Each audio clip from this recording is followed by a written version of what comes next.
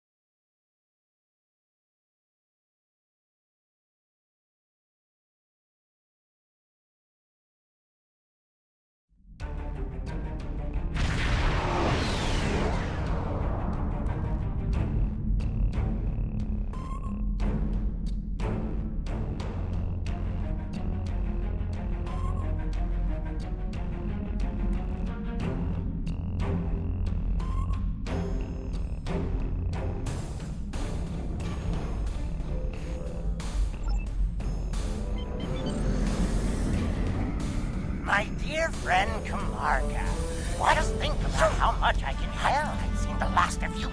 That is to say, we meet again. Oh, come now. I'm sure we can reach an agreement that is to everyone's liking.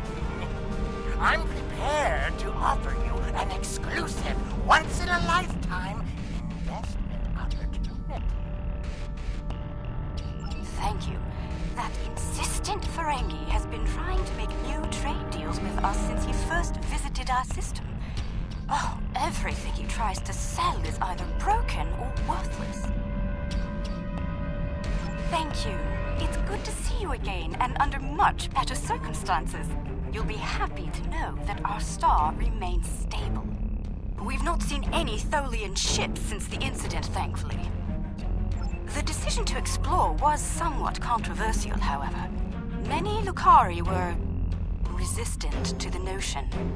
We settled this moon long ago, after we were forced to leave our dying homeworld of Kentar. It was a difficult journey for us. Once we found our new home, no one was very excited about space travel. Still, the exploration initiative passed. Considering my experience, my people have chosen me to command the LSS Concordium. It was an honor I proudly accepted. Our ship is ready to go, and you are. While we have some catching up to do, we've engaged the best engineering minds of our world to modify this vessel. I'm quite proud. We've done a lot in a very short period of time. We've added some of your defensive technology to this ship, as well as some warp drive upgrades. The Concordium is now capable of sustaining a top speed of just over Warp 4. Our collaboration with your engineers has been quite inspirational. We've started work on a starship of our own design, one of many to follow the Concordium to the stars. Our ship is ready to go, and you are. For our maiden voyage, I've chosen a star that is close enough to be within reach, but still just outside the area of space that you've explored, and obviously one that we haven't visited yet. According to your star charts, it's a yellow-white star called 20 Draconis. This isn't over. Believe me, the next deal we make will be on my terms.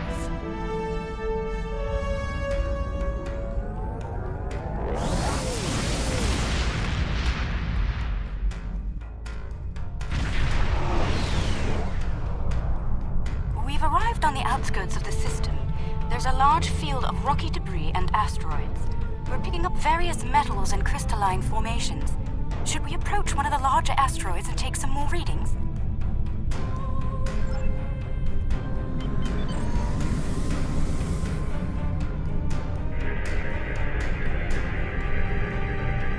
Readings coming in now. Large quantities of silicate, hematite, hafnium, iridium. Crystalline structures appear to be the result of deposits created under a heavy impact. Perhaps this asteroid was part of a larger one that broke up in a collision. Heading deeper into the field may yield more clues. Sensors are picking up some movement on the far side of the asteroid. Not simple orbiting debris either.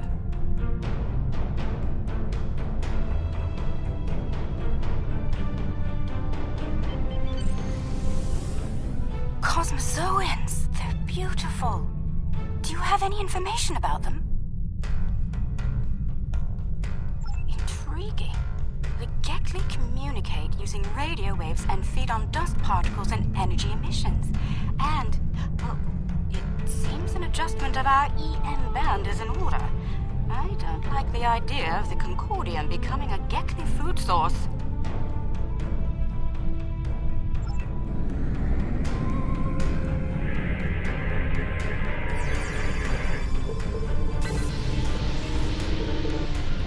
Adjusted our power systems. I'd like to gather more data on the Gekli before we move on. Any suggestions? An excellent idea. We'll be able to track their movements and learn more about their migratory patterns and feeding habits. We'll need to get close in order to attach the tags safely.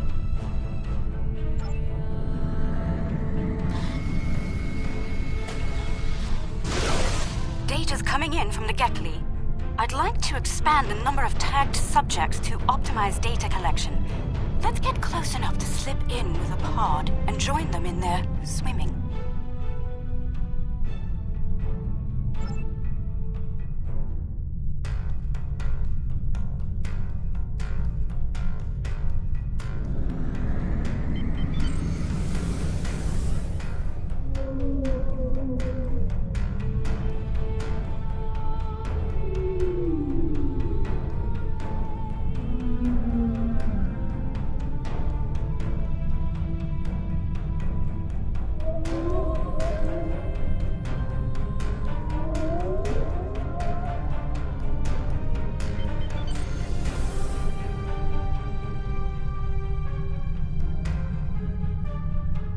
We're getting close-up readings from all of the creatures.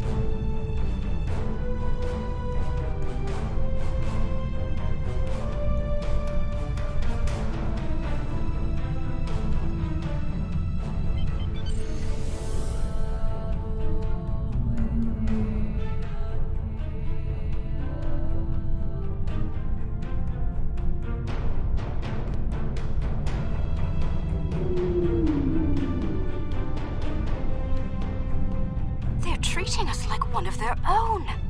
They're trying to talk to us with their radio waves. That was incredible. What a singular experience. We've spotted a larger group of them in an area not too far from here. This looks like a feeding ground for several Gekli pods. Let's go have a look.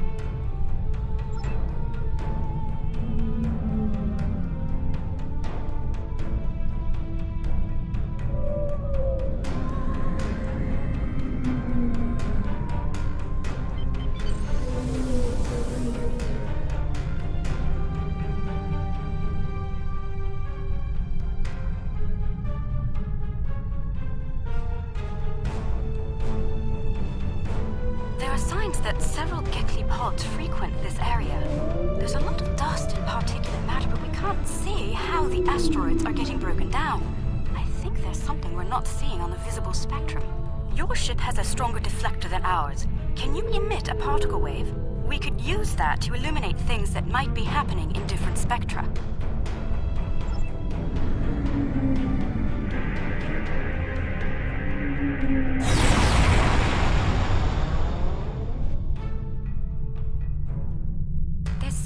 Of subspace shearing here. It's causing cosmic strings to snap off and break up the asteroids. That must be why the Gekli feed here.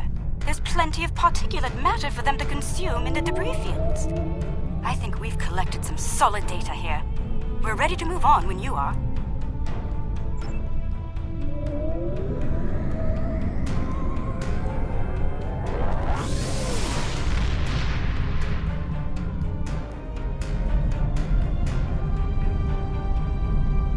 Sensors are reading a swarm of comets passing by this stellar body. They look to have an orbital period of about 173 of your standard years. I'd like to know if they came from outside of the system and were caught in its gravity, or if they originated here. Shall we take some scans? This comet is mostly ice and dust. There are indications that the cometary matter formed around a magnetic core. The other comets may be more interesting. Let's move to the other comets and study them closely.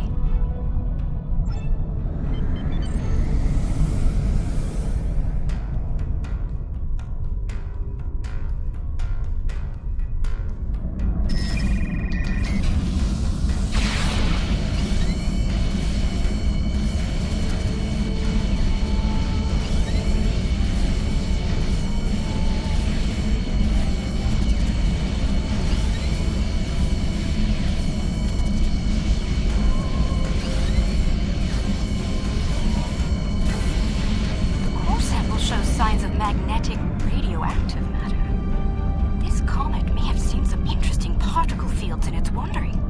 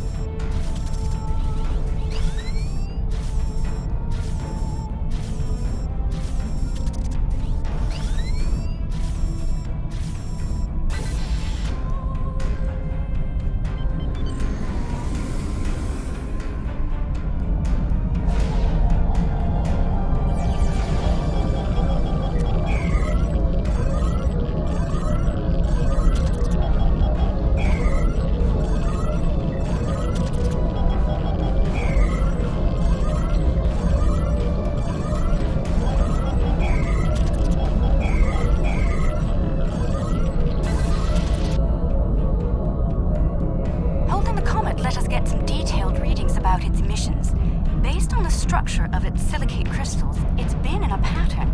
It picks up energy from its trip near the star, then loses that energy as it loops past the planets. It's like ice melting and refreezing, but it seems to lose a large quantity of energy all at once near here. I'm not sure why. The radioactivity should be steady.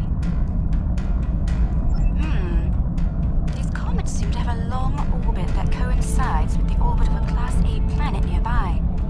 I'd like to launch a probe and see if the cometary movements have had any impact on the planet.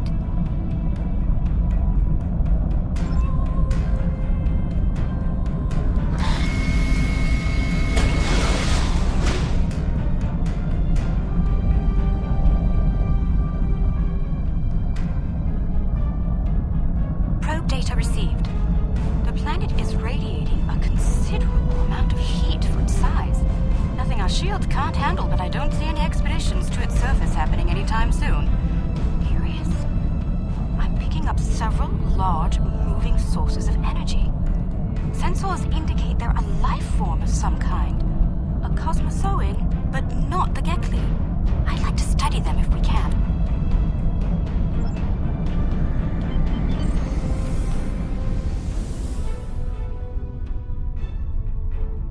Planet is geothermal in nature. Its surface is partially molten.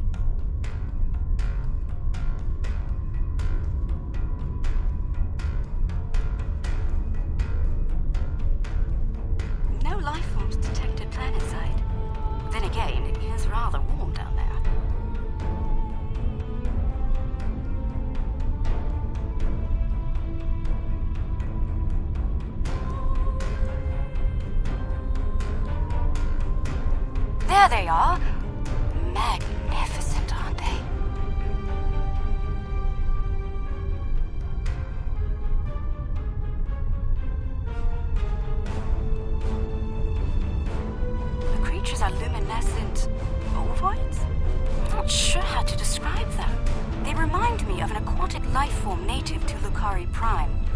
There are little ones huddling close to the planet's atmosphere. They must use the heat and the planet's electrical discharges to survive. Interesting. These life forms were encountered by the USS Enterprise D on Deneb 4, someplace called Farpoint Station. They haven't been seen anywhere else since. We shouldn't harm them or their young. Let's transmit a greeting, then be on our way.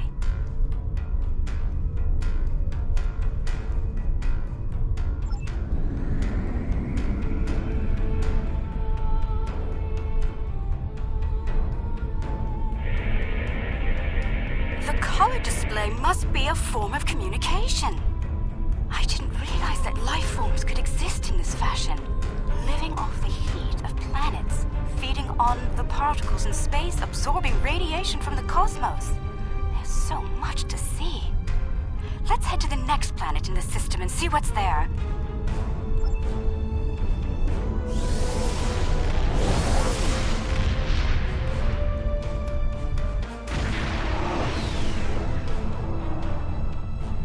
Are you seeing this?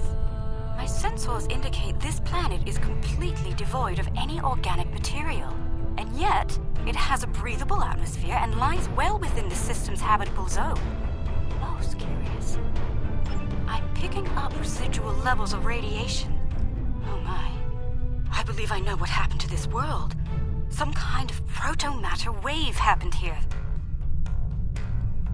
Not if you know how to resolve the chaotic turbulence with a tarfine reduction.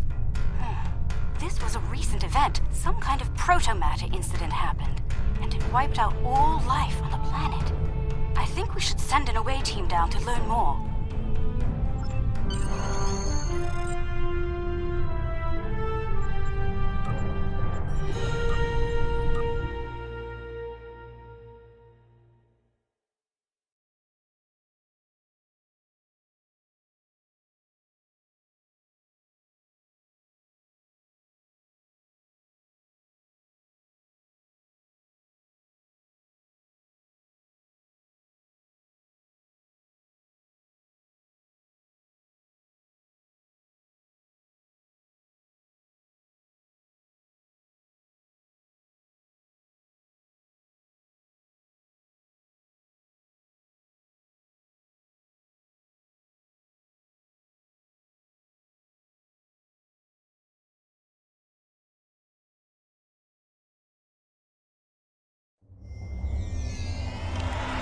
Not sure I'll ever get used to transporters.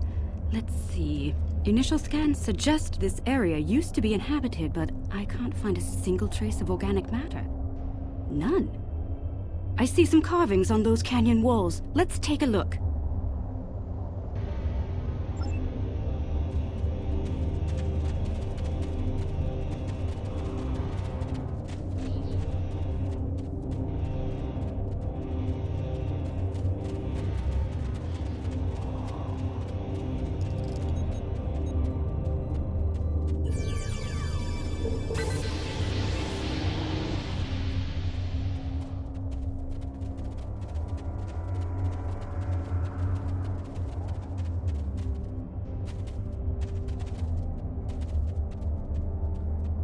The walls of this canyon were worked by tools. I'm sure of it.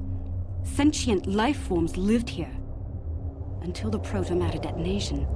This pillar here, it seems to be a sign pointing to that canyon. Perhaps a pathway there leads to a settlement of some kind. I'm reading metallic objects there as well. Shall we take a look?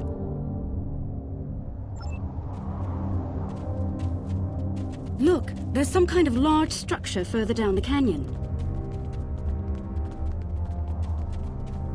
Look at the size of that plaza. These people must have had quite a developed culture. Let's take some readings up there. This looks like a town square or ceremonial center of some kind. I see some murals on the far side of the square over there by that arch. I'd like to examine them. They might tell us more about this place.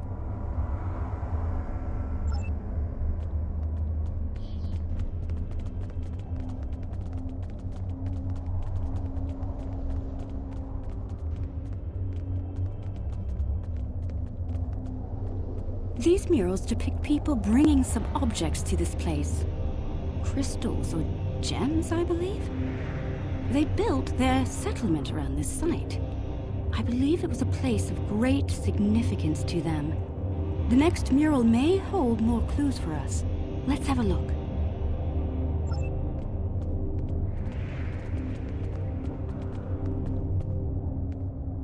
This mural depicts the construction of this large structure. I suspect it was a temple or a place of contemplation for the people. The crystals were revered by the locals, perhaps even worshipped by them. We'd better have a look at the next mural, don't you think?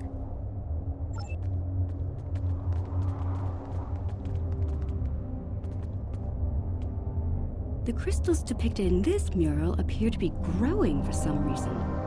I wonder if this is a symbolic or literal representation of events. Perhaps the structure needed to be modified to hold the volume of crystals they collected over the years. Quite the enigma we found here. I suspect there's more to be found inside. Getting there will be a challenge, however. According to my scans, these pillars are connected to some kind of massive mechanical structure. Probably the peak of technology for these people. I believe it's some kind of opening mechanism for the structure's door. We could probably force it open, but that could damage the structure, and too much force could even collapse it entirely. I suggest we create a holographic forensic reconstruction. Yes, it would be based on analysis of things like footprints, wear patterns, and local construction. We can learn what people did here, how they went about their lives, and how they made the device work. We'd be watching a replay of history, roughly speaking. Let's start by gathering information from relics and leftover traces of the people who once lived here.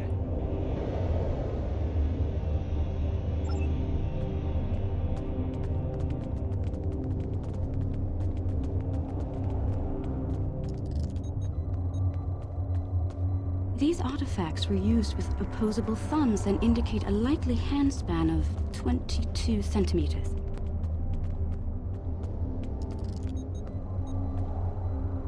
Based on these footprints, these people had a stride that places them at about 1.6 meters on average.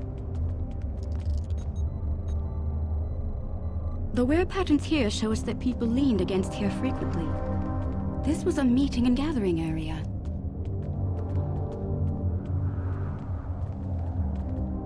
Strange. These relics should be covered with dust and sand, worn away by time and wind. But they're all uncovered. No organic matter left, and everything left behind in its place. Frozen in time, like... Yes, the evidence seems clear. The proto-matter detonation happened only weeks, perhaps even days ago. We're going to need to make an accurate simulation to continue our studies here. I suggest using modified pattern enhancers to do this.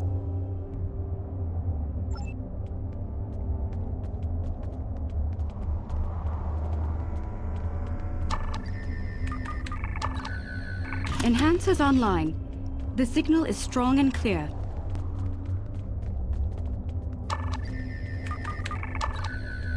Two down, two to go.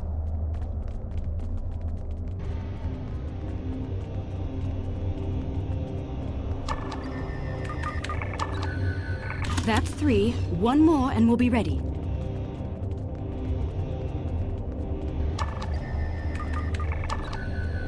That's the last one. All enhancers online and standing by. All right. The enhancers should give us a pretty good image range.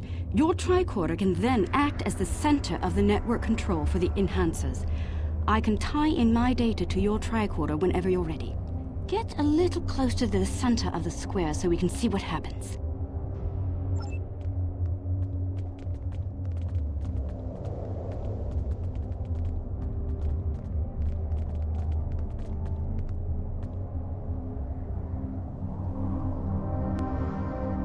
Note that the alien is using the pillars in a specific order.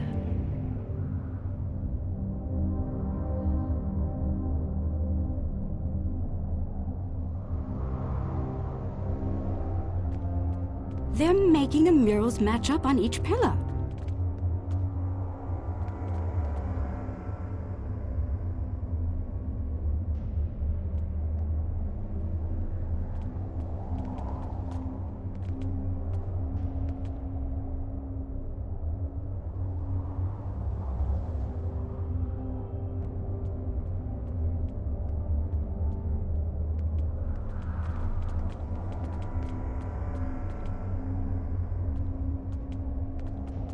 Looks like some kind of functionary, priest or bureaucrat, I think, would unlock the door by turning the murals on the pillars.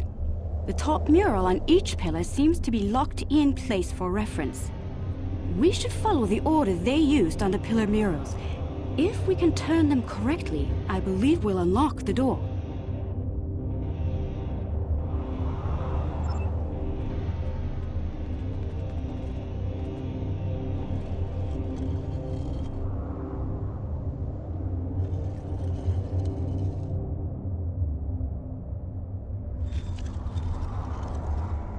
Do you hear that? That's the first pillar set in place.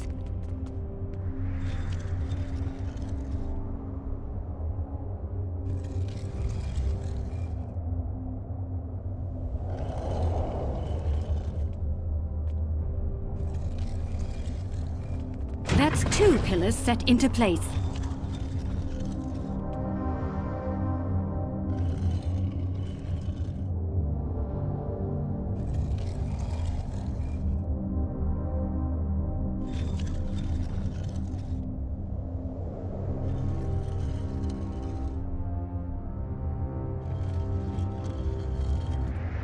Three pillars are locked in now.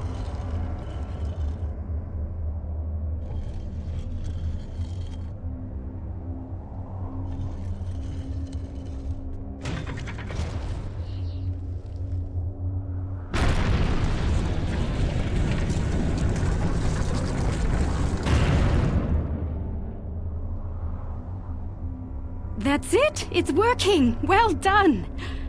Shall we see what secrets this building holds? I think I see another mural inside the doorway. We should take a look at it.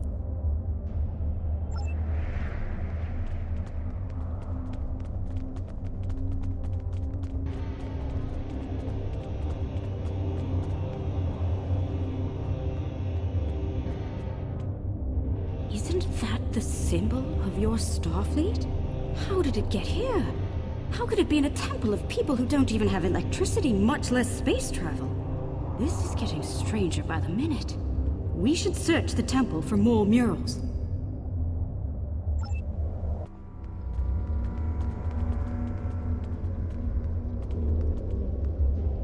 Those people in the picture, they don't look like the others. What happened here? If Starfleet officers contacted this civilization in the past, why wouldn't you have a record of it? We should head deeper into the temple and continue our search.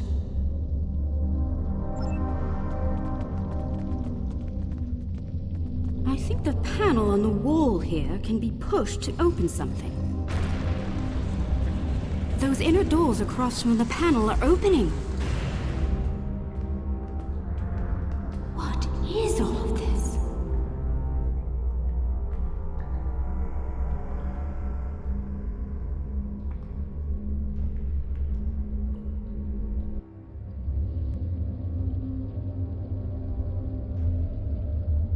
According to my tricorder, we've reached ground zero. This is where someone detonated the protomatter bomb. From here, a self-propagating cascade of proto-energy radiated outward in all directions, washing over the entire planet. Doubtful. I believe what did this was built specifically as a weapon. There's no new ecosystem. All life was eliminated.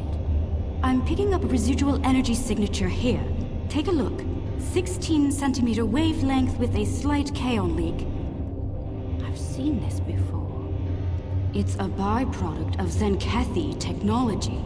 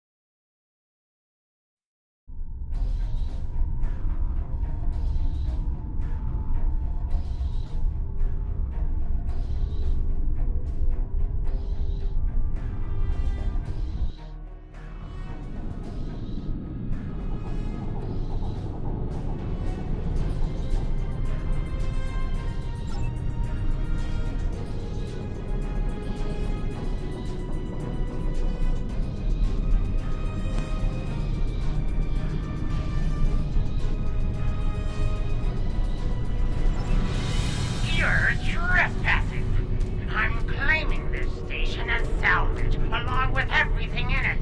A little piece of history like this will be quite the vacation site.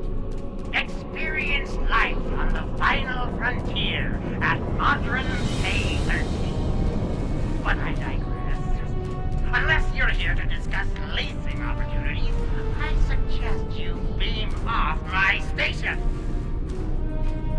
Careful. This old beauty needs some serious repairs. It'd be a shame if something happened to you, or the active stasis caused by fair warning. My Gnostic gods aren't very fond of me.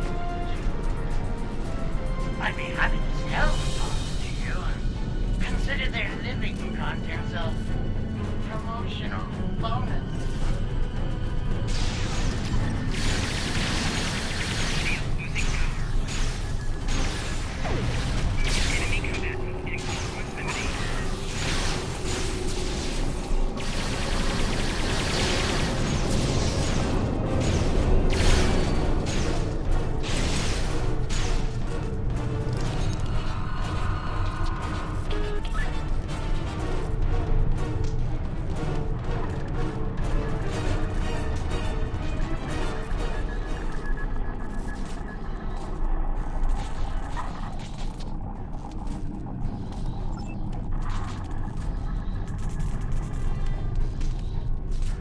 Chief Engineer's Log.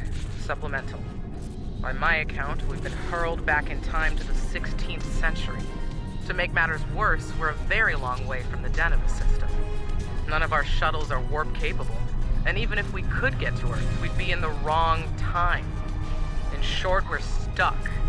There's nothing to do now but wait and try to conjure up a way to get back to the right time.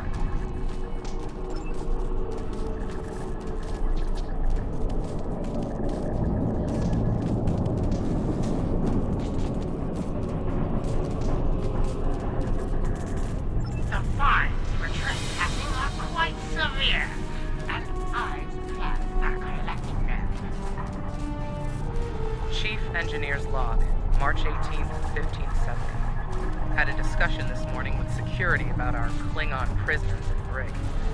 We can't just leave them locked up, or execute them, or exile them on the planet below. Setting them free isn't a popular notion either. We're still looking for options, but I think the stasis pods we have in medical will come in handy real soon.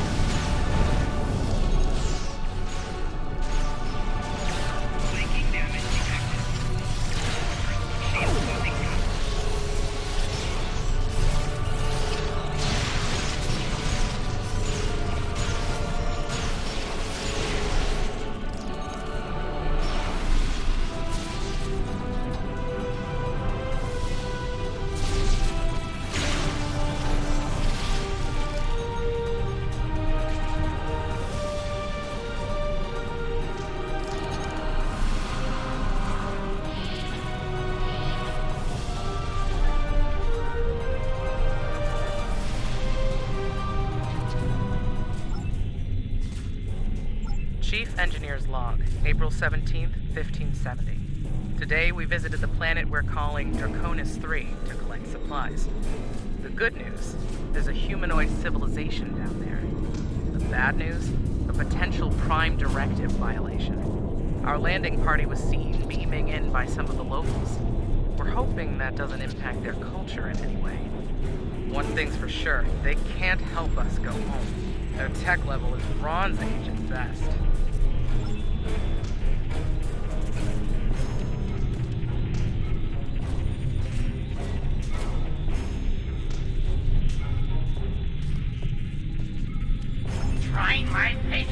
going to cost you dearly.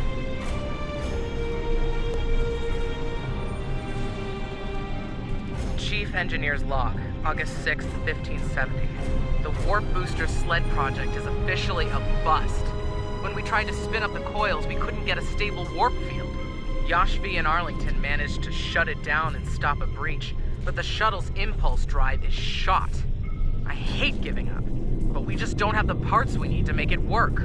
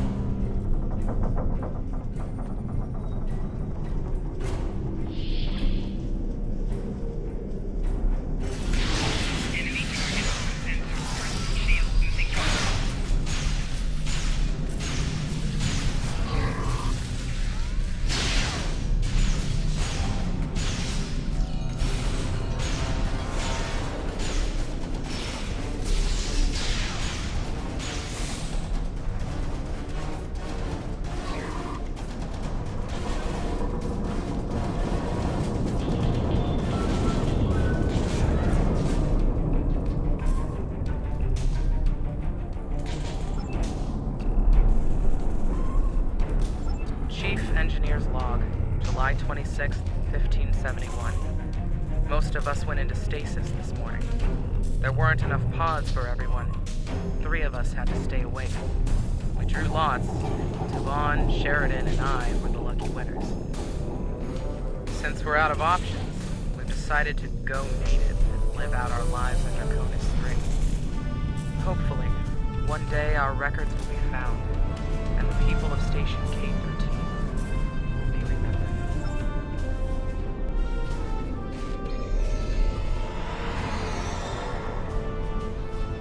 Rule of Acquisition 431. When the shooting starts, let the mercenaries handle it. Handle this, Captain!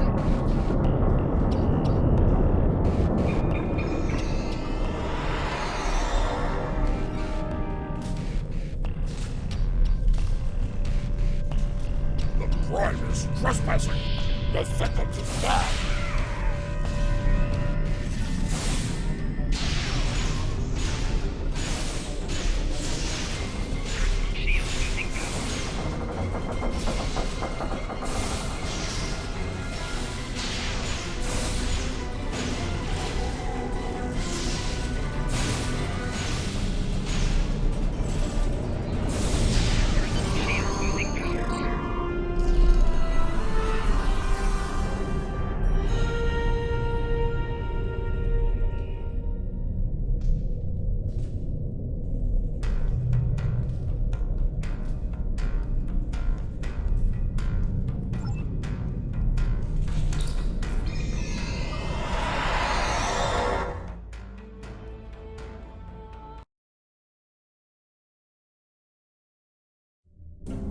I see you took out the Nothigans on my station. I'll just add their fees to your tab. I do hope you're good for it. Otherwise, I might have to take possession of that pretty ship of yours. Come to think of it, I'll be taking your ship anyway. Whether you're alive or not when I do is up to you.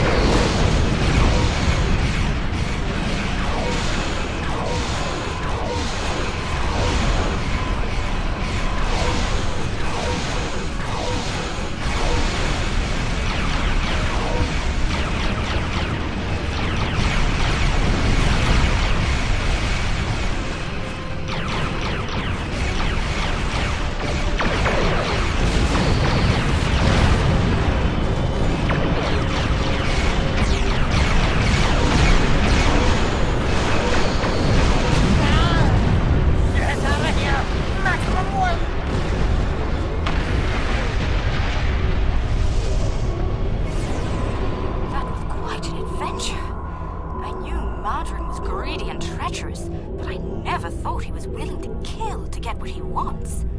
In spite of that, I feel like we've learned so much out here. And for the better.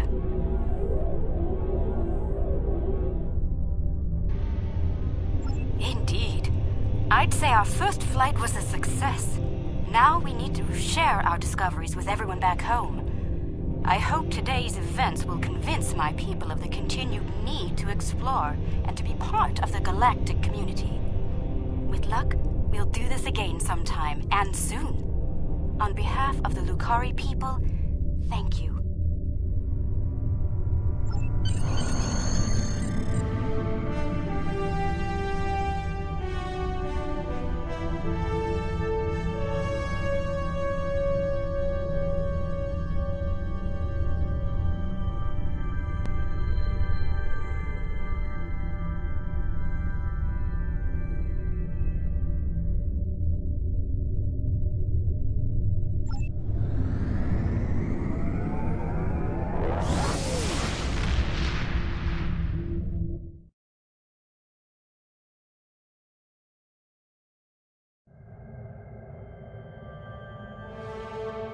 I'm happy to hear the Lukari handled their first experience with space exploration well. There's talk of their desire to join the Federation, and from what I'm seeing, they'd be fine members. The mystery of Station K-13 has been solved, although the past violation of the Prime Directive by some of its personnel is a concern. Hopefully the crew preserved in stasis pods will be able to shed a little more light on that situation. Finally, this news of a Zenkethi protomatter weapon is disturbing. I'll be looking into it from all angles, diplomatic and military in particular. We've fought a war with them before, and I'd prefer avoiding another now.